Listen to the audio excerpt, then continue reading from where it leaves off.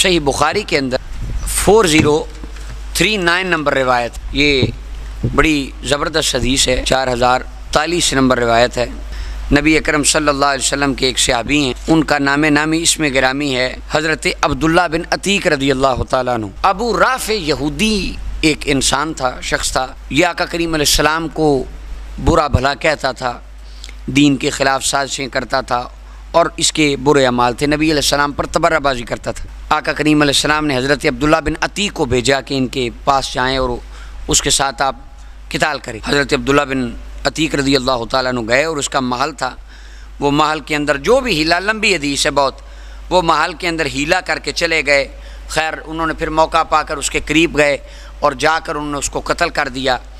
کہتے ہیں قتل کر کے جب میں آنے لگا تو اب دروازے تو آگے بند تھے اور آگے پہرے دار کھڑے تھے، میں نے وہاں پر کھڑکی سے چھلانگ لگائی نیچے۔ جب میں نے چھلانگ لگائی تو جناب عبداللہ بن عتیق کہتے ہیں میری پنڈلی کی ہڈی ٹوٹ گئی۔ پنڈلی کی ہڈی تو گرم زخم جب ہوتا ہے تو پٹی باندھ کے ہلکا پھلکا چلا جاتا ہے، جب ٹھنڈا ہو جاتا ہے درد تو تب شروع ہوتی۔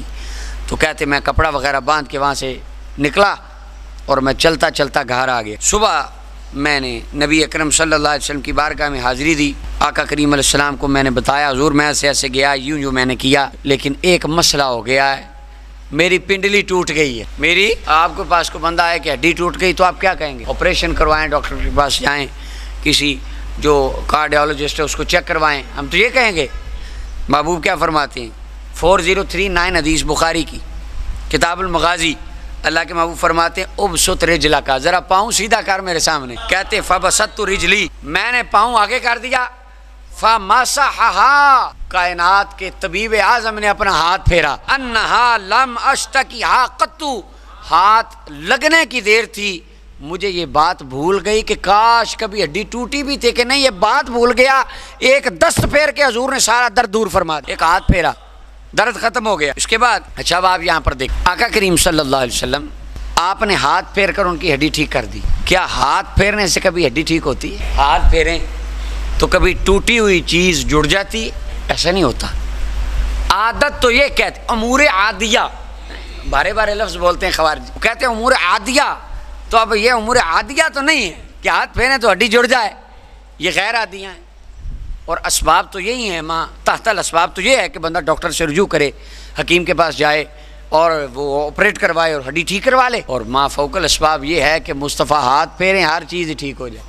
اب یہ بخاری کی حدیث میں کہیں نہیں ہے کہ نبی اکرم صلی اللہ علیہ وسلم نے ہاتھ اٹھائے ہوں کہ یا اللہ یہ میرا ایک غلام ہے، اس کا نام عبداللہ بن عتیق ہے، یہ میرے کام گیا تھا اور اس کی ہڈی ٹوٹ گئی، میں دعا کرتا ہوں تو ٹھیک کر دے۔ تو اگوں اللہ دی مرضی، وہ چاہے تو ٹھیک کرے چاہے تو نہ کرے۔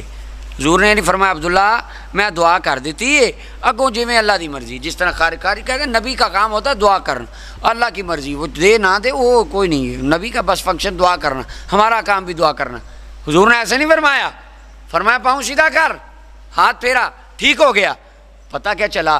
اللہ نے طاقت دی ہوئی ہے، اختیار دیا ہے۔ محبوب میری قدرت کا نظام تو یہ ہے کہ جب کسی کا کوئی عضو ٹوٹ جائے وہ ڈاکٹر کے پاس جائے، حکیم کے پاس جائے، دوائی لے، ٹھیک ہوگی، مگر میں نے تجھے اختیار دے دیا ہے، اگر تیرے پاس کو آئے تو ہاتھ بھی پھیرے گا تو رب تعالیٰ ٹھیک فرما دے گا۔ یہ اختیار ہے حضور علیہ السلام کا، اور یہ ما فوق الاسباب ہے، اور یہ نظام کے اندر یہ حضور کا اختیار۔